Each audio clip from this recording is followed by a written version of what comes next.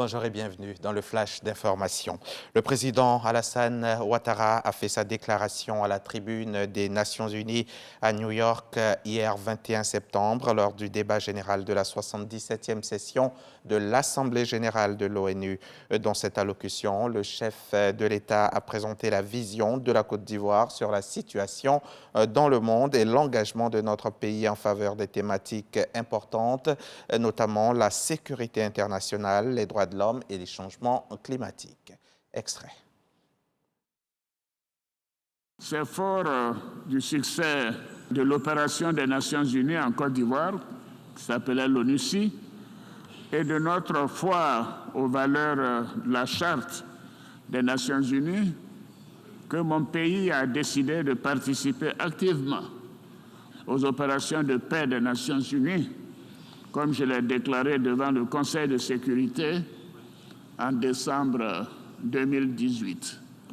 Je me réjouis à cet égard de la participation de la Côte d'Ivoire à la mission multidimensionnelle intégrée des Nations Unies pour la stabilisation au Mali, la MINUSMA, et à la mission des Nations Unies en République centrafricaine, la MINURCA. Et je salue le professionnalisme des contingents ivoiriens déployés dans ces opérations. Je m'incline devant la mémoire des soldats ivoiriens morts pour servir la cause de la paix dans le pays frère du Mali, qui a résolument besoin de l'engagement de tous à ses côtés dans sa lutte contre les groupes terroristes armés. Malheureusement, dans ce contexte de lutte contre le terrorisme, 46 soldats ivoiriens déployés en qualité de 8e détachement de l'élément de soutien national, NSE, au sein de la MINUSMA au Mali, ils sont injustement détenus depuis le 10 juillet 2022. J'appelle à nouveau à leur libération sans délai. Mon pays encourage les autorités maliennes à concentrer leurs efforts sur la lutte contre le terrorisme et à mettre en œuvre de façon résolue les différentes étapes du chronogramme de la transition, ainsi que les réformes politiques et institutionnelles en vue des élections présidentielles prévues en février 2024 pour le bien-être du peuple malien. Un peu plus tard dans la journée, le président de la République s'est entretenu avec le secrétaire général des Nations Unies, Antonio Guterres. Leurs échanges ont porté sur le renforcement de la coopération entre la Côte d'Ivoire et l'ONU, ainsi que les questions liées à la sécurité en Afrique de l'Ouest. Awa Touré est l'une de nos envoyés spéciaux à New York.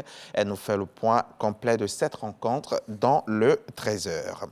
Le jour d'avant, mardi 20 septembre donc, le président de la République a pris part à une rencontre de haut niveau entre le chancelier de la République fédérale d'Allemagne et le groupe des chefs d'État et de gouvernement africains. Les défis mondiaux actuels, notamment la sécurité alimentaire, les changements climatiques, l'approvisionnement en énergie et les infrastructures, les points de vue sur l'Afrique et le rôle de l'Europe dans l'élaboration conjointe d'un ordre multilatéral équitable, ainsi que les possibilités d'amélioration de la coopération. Voilà les sujets qui ont été au cœur des échanges. Nous y reviendrons bien entendu dans le 13h.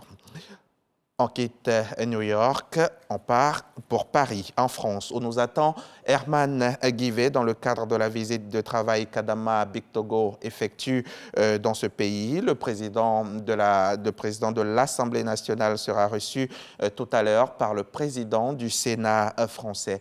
Alors, Herman Guivet, bonjour, parlez-nous-en, dites-nous aussi quel est le programme du PAN, du président de l'Assemblée nationale, donc ce jour, cette troisième journée de sa visite à Paris.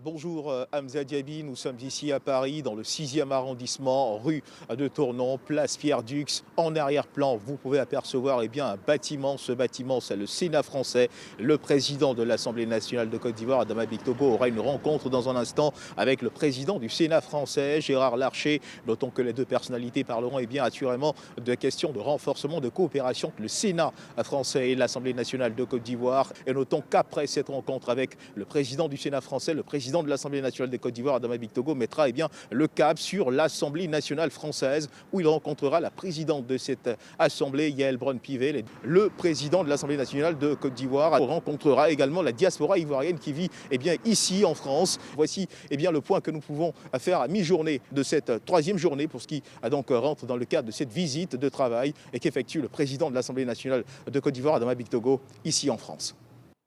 Merci Herman Guivet. On vous retrouve tout à l'heure dans le 13h. Vous aussi, chers téléspectateurs, rendez-vous est donc pris 13h RTI1.